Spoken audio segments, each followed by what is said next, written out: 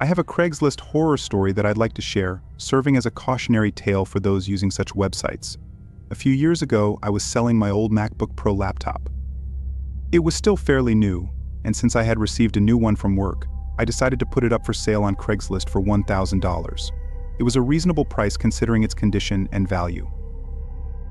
Within 24 hours of posting the ad, I received a text from someone expressing interest in buying the laptop. I confirmed the price of $1,000 and suggested meeting in a public place for safety reasons. The person proposed Walmart, which seemed like a reasonable choice due to its high visibility and foot traffic. However, what raised a red flag was the person's insistence on meeting at 10 p.m. or later, claiming they worked overnight shifts.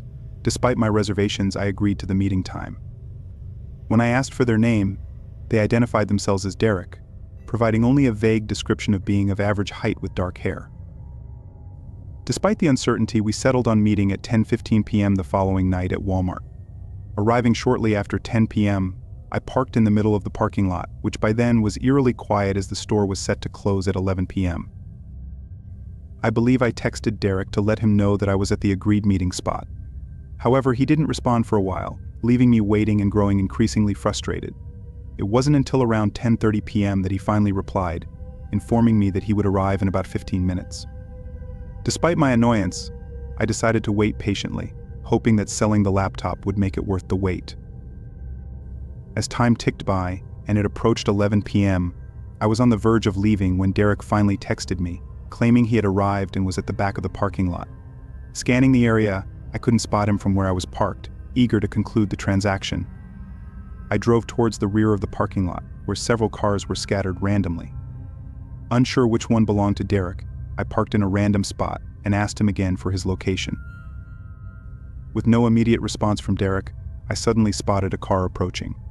Assuming it was him, I watched as it drew nearer, only to realize that the driver and passengers were all wearing black ski masks. Sensing danger, I swiftly drove away, prompting the car to follow me briefly. However, as we reached the front of the parking lot, I noticed a police car stationed there. Seizing the opportunity, I drove towards the police car, prompting the car behind me to make a hasty U-turn in the narrow parking island. Thankfully, the ploy worked, and the suspicious individuals disappeared. Relieved, I drove home and promptly blocked Derek's number. Subsequently, I removed my laptop from Craigslist and opted to list it on eBay instead.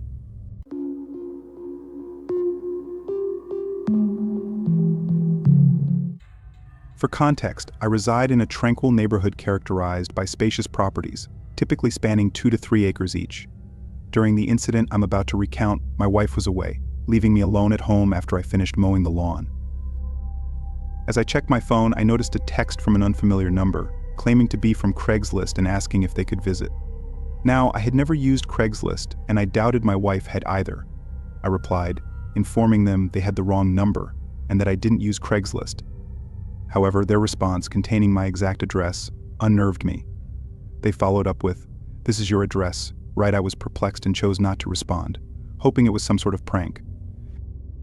Several hours later, I received another message from the same number, asking if they could come over.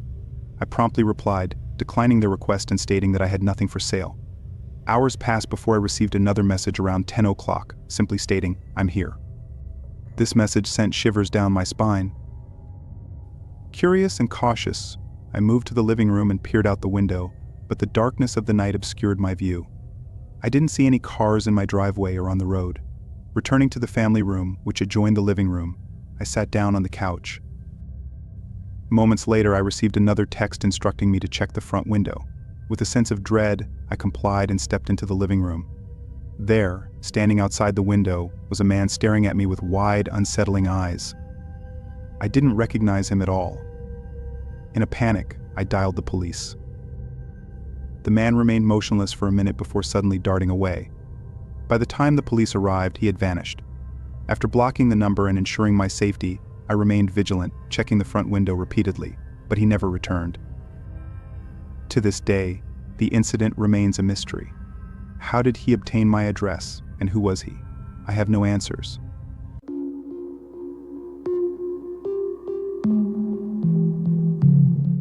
I was about 12 years old, looking for some craft storage since I got a lot for Christmas. The ones at the stores were really pricey. so my 27-year-old sister and I looked for someone on Craigslist. We found someone offering a huge tote for only $10. That would mean getting a $90 discount. So we checked it out. The person lived relatively close to us. We gave the guy our email. He emailed us within an hour and asked where we should meet. I suggested we should meet at Dollar Tree since it was a short walk away. To my surprise, he asked to meet at my home.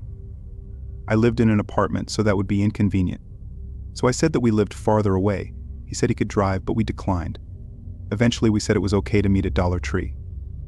But he could only meet up at 9 p.m. I said that's okay even though it would be dark by then. He said to meet up today. My sister worked the night shift tonight, so she said I could walk there and back and to just bring my wagon so I could put the tote in it. She gave me $10 and I started walking at 8:30. I arrived just on time and I saw an old knocked-up 2006 Kia. I assumed it was him. So I yelled, "Hey," got the tote he got out of his car and said he left it at home. He asked if I wanted to take a drive with him to his house. I said I can't because it wasn't okay with my family. He said he would drive me home, and I firmly said no. He said if I came with him that I could get the tote for free. I got a very uneasy feeling. He said, "Hey, your address is 234 Letter Road, right?" My heart dropped into my stomach. I got freaked out and ran all the way home. I got home and ran upstairs like a demon was chasing me. I got to my room and locked all the doors and windows. I also covered them with black clothing and such. That night I was shaking like crazy. And then I heard a hefty man coming up the stairs. Almost no one on my floor was up that late. And no hefty men lived there. I heard a voice and I almost fainted. "Hey, you still want that tote? It's done in my car. Come help me get it." I almost puked and fainted. I looked through the peephole to see the man's back facing my door. I watched him turn around. When I covered the peephole with a black shirt I had laying around from before, the doorknob started to wiggle. I went under the sink cabinet and was silent as a worm. He started to try to kick the door down, and eventually he did. I felt like I was ready to die. I grabbed an old broom that was sitting in the cabinet. The kicking down of the door woke up my neighbors who came running in with a baseball bat. My neighbor whacked the guy in the face with the bat, and the guy fell to the floor. I got out with the broom and gave the man a wimpy whack before he stood up and tried to grab me. I physically jumped down the stairs and ran down the street to my sister's work like I was going to die. And I thought I was. I ran to the nurse's station and started to have a breakdown. I was crying and almost throwing up, and the nurses looked at me like I was just raped or something. I told them that a man was following me and was going to kill me. They got my sister and called the police. It turned out he was a serial rapist. Me and my sister moved, and she went away to college.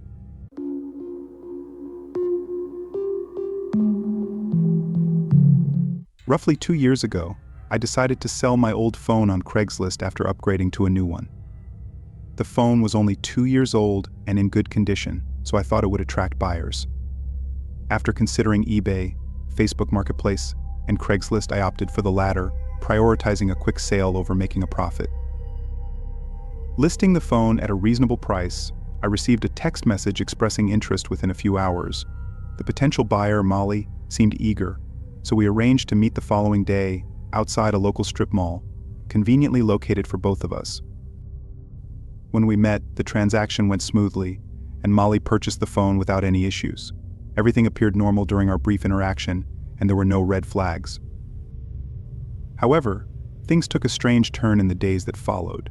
Molly began texting me, initially asking me to come over, and then inquiring if she could visit my place. It was unexpected and out of context, considering our interaction had been solely about the phone sale. At first I wondered if she had the wrong number, but then she mentioned my name, indicating she was indeed contacting me intentionally. I had no interest in pursuing any further interaction with Molly beyond the sale, and her persistent texts, which continued late into the night and into the next morning, left me feeling uncomfortable and confused. Once again, Molly persisted in her attempts to come over, ignoring my previous attempts to deter her. Feeling increasingly uncomfortable, I lied and told her I had a girlfriend, hoping she would take the hint and leave me alone. However, Molly disregarded my statement, insisting it didn't matter, and continued texting me as if we were close friends, asking about my activities.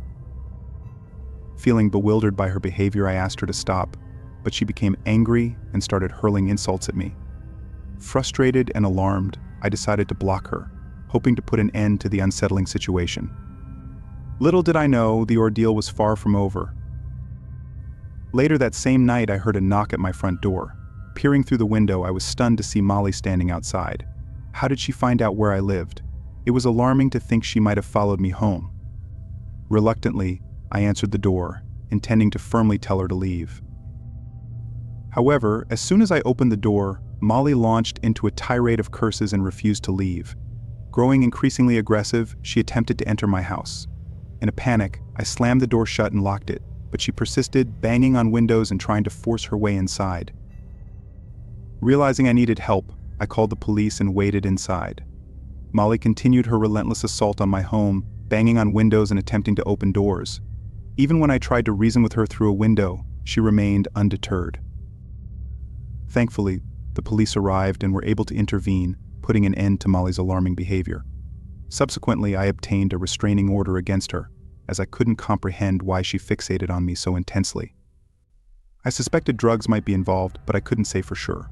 This experience served as a stark reminder to exercise caution when using platforms like Craigslist or Facebook Marketplace.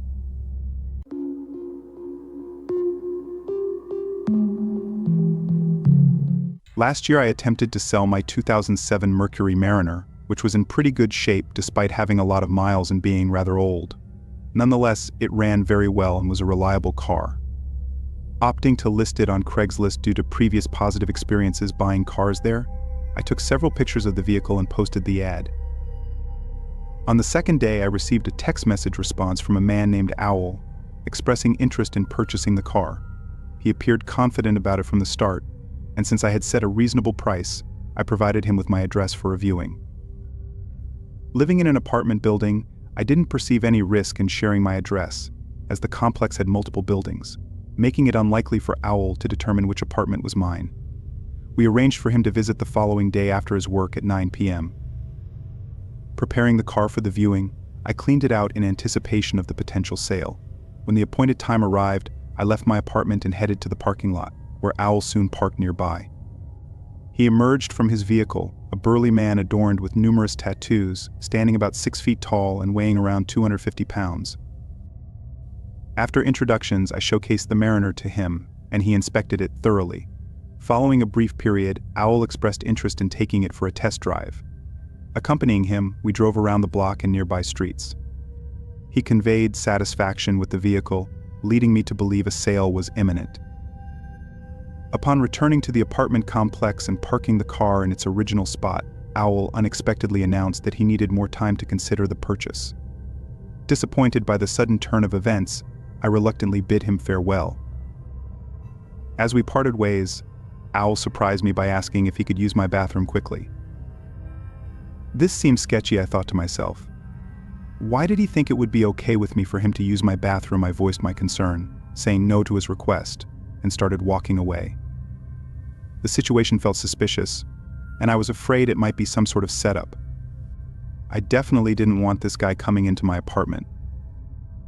He lingered around by my car, and although my apartment building had both a side door and a front door, I decided to head towards the front. I left him standing there and made my way inside. There was a slight fear that he might follow me, but when I glanced back upon reaching the front doors, he was nowhere in sight. This reassured me, and I entered the building. Once inside, I turned right and entered the elevator, taking it up to the third floor where my apartment was located. Stepping off, I started walking to the left, but then I spotted him entering the hallway from the door at the end, leading to a stairwell. What on earth was he doing here? Initially moving towards my door, I saw him heading in my direction. I quickly changed course, turning and walking the other way. Suddenly, I heard him start running towards me, prompting me to sprint to the end of the hallway.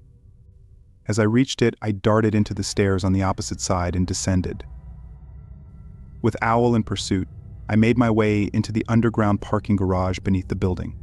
Racing across it to the far end, I managed to gain some distance. Despite this, I could still hear him chasing after me. Reaching the stairs on the other side, I ran up to ground level and exited through the side door. Once outside, I hurried to my car, got inside, and drove away. Calling the police as I left, I informed them about the situation. After circling the nearby streets for a few minutes, I returned.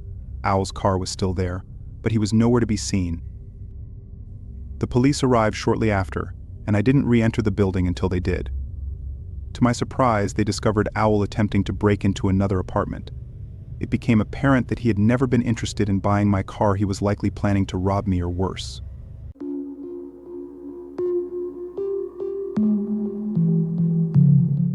After my divorce about 2 years ago, once everything was settled, I relocated to a new city without a job or a proper place to stay. Renting a basement room was all I could afford with my meager savings, making it a rough time for me, to say the least. I was really eager to get back on my feet, desperate for a job. One evening, while scrolling through some job listings on Craigslist, I stumbled upon an ad for a receptionist position. The pay was minimal, but given my circumstances, that didn't even matter. In my twisted mind at the time, that was almost a plus, as if it indicated they might actually hire me, like it wasn't even worth decent pay. I quickly submitted my resume and a cover letter, not expecting much but hoping nonetheless. It wasn't the first job I had applied for that day, and I had probably sent out over 100 applications in the last week, only receiving a few responses. To my surprise, the very next day I did get a response from that one. The email was brief, asking me to come in for an interview at an address they provided. It seemed a bit rushed, but who was I to complain? I was excited because it'd be my first interview in a long time, and I was ready to get back to work. I looked up the address on Google just to get public transit directions, but I didn't delve into the area much. It wasn't downtown or in any business district in the city. When I got off the bus, I realized I was in a residential area, a housing development pretty much in the middle of nowhere. The bus only came every hour, and other than that, there'd be no other way to get there or back. The office turned out to be just a house, which seemed weird to me. Not wanting to jump to any conclusions, I proceeded cautiously. I thought maybe they ran a home office, but I felt silly for not looking into that in advance. I walked up to the front door and knocked. A man answered the door, not exactly what I expected. He was casually dressed, which was odd for a home office, but all things considered, the whole thing was looking very unprofessional. "You're here for the interview?" he asked. He invited me to come in, and I hesitated. Like I said, I was desperate at the time, otherwise I probably would have passed. The interior of the house looked nothing like an office. It was just a typical living room, albeit a bit cluttered, like someone who just moved in and hadn't put everything away yet. There were no desks and no computers inside, just a couch, coffee table, a TV, and some cardboard boxes. The man noticed my apprehension and chuckled. "Oh, don't mind the mess, we're very informal here." I forced a smile and then maybe squeezed out an awkward laugh. He led me to the kitchen, which doubled as his makeshift office, complete with a stack of papers and a single laptop. The interview started off with standard questions about my work experience and skills. His manner was unconventional, occasionally veering off topic to share personal anecdotes. It was odd, but I went along with it, answering these questions as professionally as I could. At one point, he even went to the fridge and got a beer. When that happened, it was almost enough for me to leave. I was pretty sure that he wasn't serious. The interview stretched on for almost 2 hours, but very little of it was about actual work. By the end of it, he offered me the job on the spot. "You're exactly what we're looking for," he said with a smile. The offer was tempting given my situation, but everything about that guy screamed that something wasn't right. I thanked him for the offer and then told him that I needed some time to think it over. To my relief, he let me leave. And when I stepped out of that house, I felt happy. I missed the bus by about 10 minutes, so I was left standing on that street corner for about 15 minutes before the bus finally came, and I was able to get home in one piece. Another week went by and I still didn't have a job, but I was checking Craigslist and some other sites every day. When I was scrolling through Craigslist, I saw a posting that was warning people about a creeper who was pretending to have work available. I clicked on it, and the details made it pretty clear that it was the guy who did the interview at his house. Yeah, I didn't say much about what he actually did. The post read, but they did say that there was no job. I feel like I dodged a bullet with that one, because I was alone in that house with him while he let me go so easily. I don't know, maybe he didn't think I was good looking enough, but it could have been something else.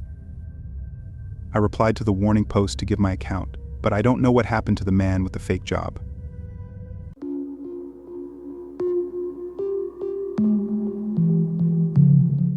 One time, years ago, I was in the market for a TV and decided to browse Craigslist. I often found great deals or even free items there, although caution was always necessary. Upon discovering a promising ad for a reasonably priced TV, I reached out to the seller, expressing my interest in purchasing it. Within an hour, I received a response from a woman named Joy, confirming that the TV was still available. She provided an address and instructed me to come over the following night to make the purchase. The address seemed to be in a nearby neighborhood, so the next day, I prepared the cash and headed there. Arriving around 7 p.m., I parked in front of the house, situated in what seemed like an average neighborhood. When I knocked on the door, it was swiftly answered by a woman in her 30s with dark hair. She welcomed me inside, apologizing for the mess of boxes strewn around the living room. Joy mentioned that the TV was in her bedroom and led me down the hallway. Opening the bedroom door, she gestured for me to enter. However, upon stepping inside, I realized the room was empty. Before I could react, the door slammed shut behind me, locking me in. It all happened so fast Joy hadn't even entered the room. I attempted to open the door, but it was locked from the outside. Confusion and panic set in as I knocked and called out to Joy, but received no response. After several futile minutes, I accepted that I was trapped. With no furniture in the room, I was left alone in an eerie silence, wondering what was happening outside the locked door. I grabbed my phone and attempted to call my friend, but I couldn't get a signal. That seemed strange. Trying to open the door and calling for help yielded no response. It became evident that nobody was coming to my aid. Puzzled and anxious, I scanned the room, wondering what was happening. After several minutes, I heard noises emanating from outside the room, seemingly from the living room area. It was Joy and a man conversing, although I couldn't discern their words.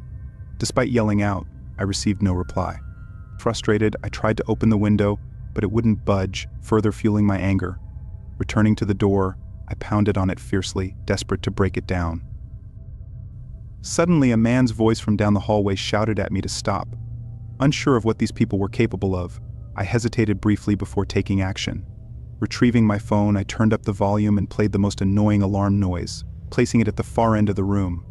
Concealing myself behind the door, I waited. Within moments, footsteps approached the room, and the door swung open, revealing the man. As he moved towards the noisy phone, I emerged from my hiding spot, darting past him and fleeing the room. He attempted to grab me, but I narrowly evaded his grasp. Racing down the hallway, I encountered Joy in the living room, who tried to impede my progress. Dodging past her, I reached the door, with the man now in pursuit. Swiftly unlocking my car, I jumped inside and sped away. Unfortunately, I had left my phone behind, rendering me unable to call the police immediately. Stopping at the nearest gas station, I entered and asked the employee to contact the authorities. When they arrived, we returned to the house, where my phone was found abandoned on the street nearby. The perpetrators were nowhere to be seen, and it was revealed that they didn't actually reside in the home. It was rented by someone else. Unsure if they were ever apprehended, I discovered that the Craigslist post had been removed. After that harrowing experience, I vowed never to use Craigslist again.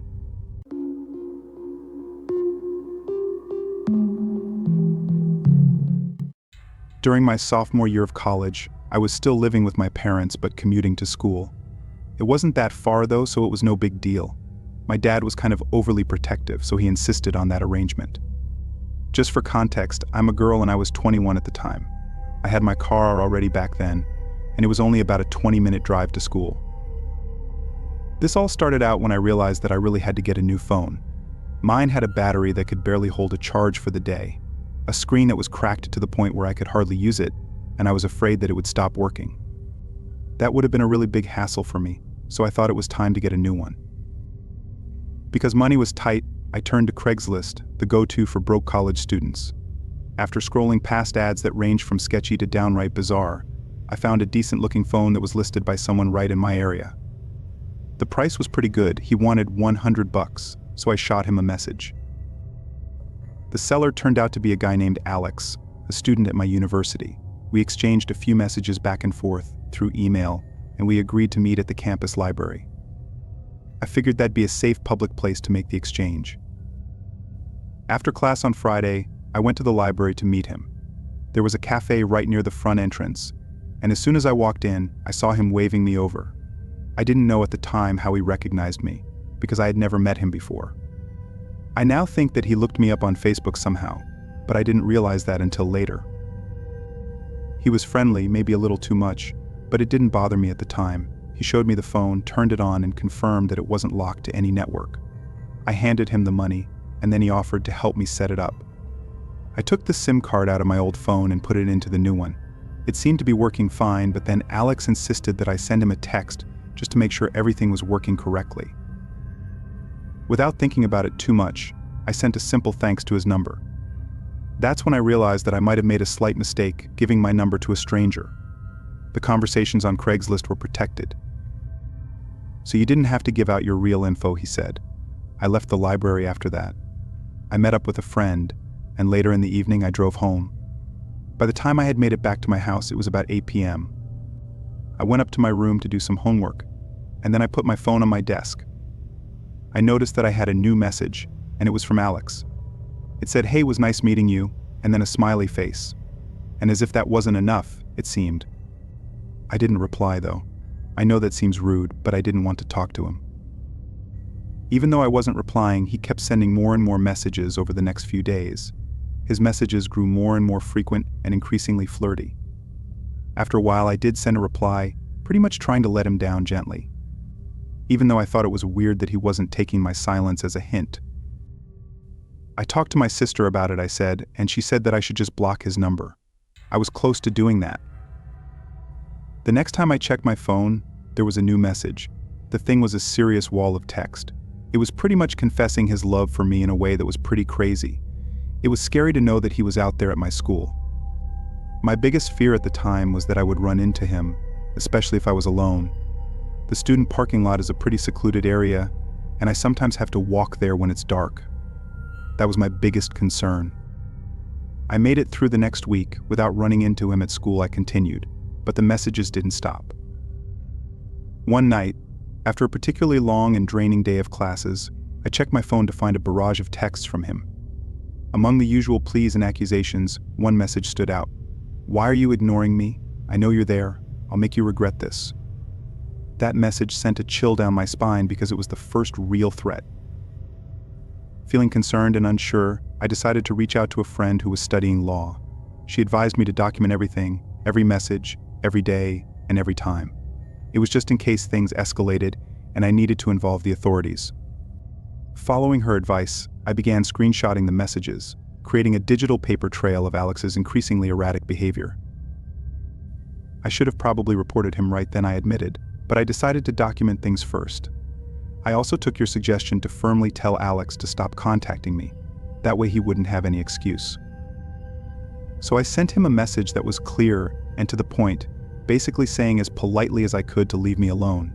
Not surprisingly, that didn't work. The messages kept coming, and I kept ignoring them.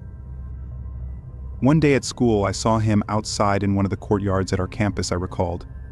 I didn't think he saw me, so I did my best to stay hidden. Luckily, I was with two friends, so that made me feel more comfortable. That scare was the push I needed to report the whole thing. I went to one of the help desks at the student center and showed them everything I had about the incident. I don't know exactly how it was dealt with, but they must have given him a pretty serious warning at least, because I never heard from him again. I never wanted to get anybody kicked out of school, and I'm not sure if that actually happened. But I never saw him around again either. I ended up getting rid of that phone, and my dad bought me a new one, I concluded. I couldn't shake the feeling that there was some kind of tracker in it, but that may have just been my paranoia, because I don't think that's actually possible. I couldn't risk it though.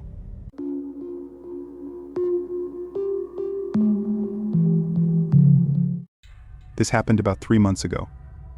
My roommate and I decided on getting a used couch, so I thought Craigslist would be a great place for used furniture. I scrolled through about 3 pages before finding a black leather couch. It was in really good condition and had a really good price, around $200. I told myself this was too good to be true. And man, I should have listened to myself. We arranged a price, and the guy told me to meet him at his place over email. My roommate was out working overtime, so I had to go alone. The address was a little ways out of town. The house was surrounded by trees. You had to go through the drive-thru to be able to see it. I got out of my car and knocked on the door. This house was different. It was small and wooden and looked pretty eerie. When I knocked the third time, I heard creaks on the wood floor coming from inside. Anyone could tell it was footsteps, but it sounded like they were tiptoeing. Then I heard a faint, muffled voice through the door. "Hey, are you the couch guy?" But they sounded pretty rushed. So I responded, "Yes, I am." He said back, "Okay, come around back. The couch is there." I felt a little weirded out by it, but I brushed it off. When I came around back, I saw something that I won't forget. I saw 4 tall men dressed in black robes with their hands together, and in front of them was a pit with a hatchet chain on it. Then I heard the same voice say, "Where's your friend? I booked it out of there," and frantically shoved the key in my car and started it. I looked out the mirror and saw the front door fly open. I shifted into first and floored it out of there. The thing that makes me uneasy to this day is that in the emails, I never told him I had a roommate.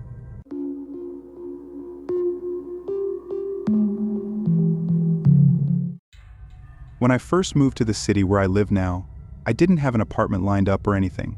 Luckily, my sister was living just outside the city. She let me sleep on her floor when I first arrived. I had been out of the country traveling for about a year at that point, so a strange living situation was not that difficult for me. However, I was worried about wearing out my welcome, so finding somewhere to live was a priority. That's pretty difficult to do though, especially without a full-time job. I was constantly checking several sites online, and most larger buildings simply wouldn't rent to me without proof of employment. I spent a few days going to see basement apartments where the rental requirements were a little more relaxed, but I never found anything that seemed decent. One day when I was on Craigslist, there was a posting that was interesting. It was for a temporary sublet, just 2 months, and the poster explained that she was going away to visit family. That was fine because it would give me enough time to get things sorted out. By then, I would surely have a job, and then I could find a better place. The rent was high, about $1,600 a month if my memory is right, and I didn't have any better options, so I replied to the ad. A reply came from a woman named Janet, and we set up a time for me to see the place. It was a large 1-bedroom apartment in a small building right near the subway.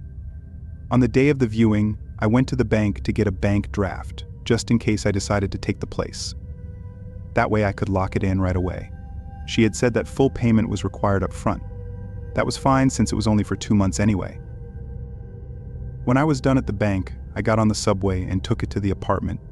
It was only a 10-minute walk when I got off the train, so I was there in no time. When I got to the building, I sent a message to Janet, and she came out to let me in. There were only 6 apartments there, 3 floors and 2 apartments on each. The basement was just a small laundry room and storage. It was an older building made of light orange brick. It seemed outdated with old-style locks and an intercom system. They didn't have electronic locks like most modern buildings do. When we went up to the apartment, it was actually really nice, fully furnished and well decorated. After Janet showed me around, I offered to take it. I handed her the bank draft for $3,200, and she gave me her spare key. I was set to move in 3 days later. I spent the next few days at my sister's place and also visited some friends. Then I moved over to Janet's apartment. On my first day, I met one of my neighbors, a man named Jaden who lived next door. He was in his 30s and seemed friendly. We talked in the hallway for a while in front of my front door. He knew of the arrangement, so he didn't think that I was breaking in or anything. After about 10 minutes, Jaden told me that he was relieved I was moving in because he could use a break from Janet. I asked what he meant, I said, and he told me that the noise in the apartment could be pretty bad at times. We left it at that, and I didn't really find out what kind of noise he was talking about. The first few days at the place were all right.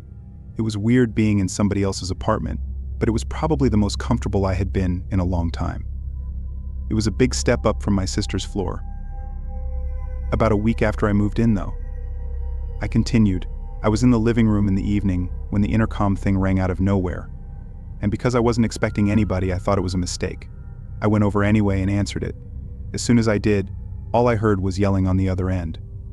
Again, I thought it was a mistake, so I tried to explain that I was not who he was looking for. But then the angry guy asked me where Janet was. That was when I realized that I might have gotten involved in something by accident. I told the guy that I was renting the place that Janet had left for 2 months. After that, the box went silent, and I was left standing there waiting for another angry tirade. It didn't come though, and I went back to what I was doing.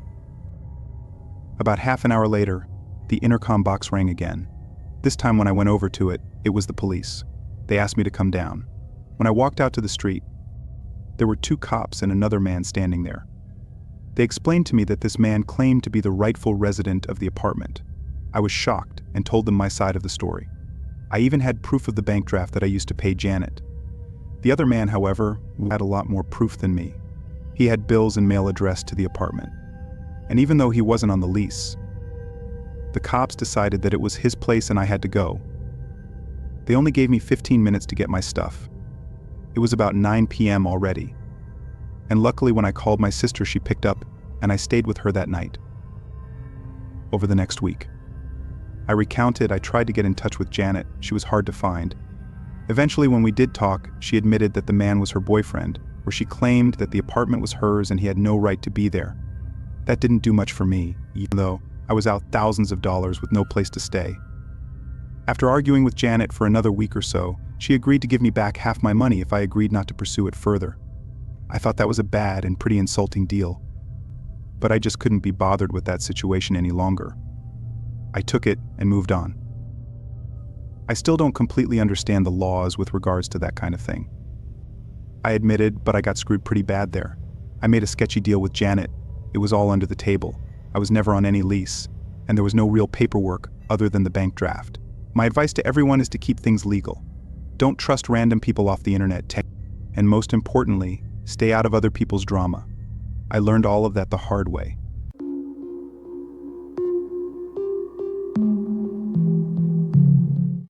When the Xbox One first came out, I wanted one pretty bad, but they were basically sold out everywhere. I don't know if anyone else remembers, but it was pretty impossible to find one in my area. I was keeping an eye on some of the main websites and also checking Craigslist to see if one would come up. There were a few listed locally, but the sellers all wanted some crazy price, like double the retail price. I wasn't going to pay that, so I had to wait for a while. Eventually, I stumbled upon a listing on Craigslist that seemed good. The price was decent, but actually right around the new price. The seller said it was barely used, though. After a few messages back and forth, I continued. We agreed on a price that had me feeling pretty smug about my negotiating skills. I managed to get him to budge by $20 or so. Because of my job, meeting up during the day was out of the question, so we settled on a time later in the evening. It was February, and the sun had gone down by the time I left work. We decided to meet in the grocery store parking lot, which was about a 30-minute drive from my work. I didn't know the place because it wasn't near anywhere that I had been, but I figured there'd be enough light and security cameras to keep things honest. On my way over, I stopped off at the bank to take out money and then kept driving over to the spot. I saw the grocery store on the corner of the street and pulled my car over to message the seller telling them I was there. They replied right away. So I drove into the parking lot. By the time I went in, there were only a few cars scattered around, most of which probably belonged to the store's late shift workers. I spotted a car that matched the seller's description and pulled up nearby. Stepping out of my car, I saw 2 guys waiting. I was a little surprised to see 2 of them since the messages had only been from one person, but I figured the seller brought a friend for some reason. We said hello and I followed them to their car expecting to see the Xbox. As we stood beside their car, the chill of the February night was cold. I tried to keep the conversation light and focused on the Xbox, and I couldn't shake the feeling that something wasn't right. Neither of them had brought the console out yet, and they seemed more interested in small talk than anything else. "So you got the Xbox in the car?" I asked, hoping to steer the conversation back on track. "Yeah, just give us the money, and we'll get it for you," one of them replied. That made me pretty uncomfortable, because I wanted to at least see it before handing over the cash. "Can I see it before I pay?" I asked, trying to sound confident. There was an awkward moment of silence, and the vibe changed.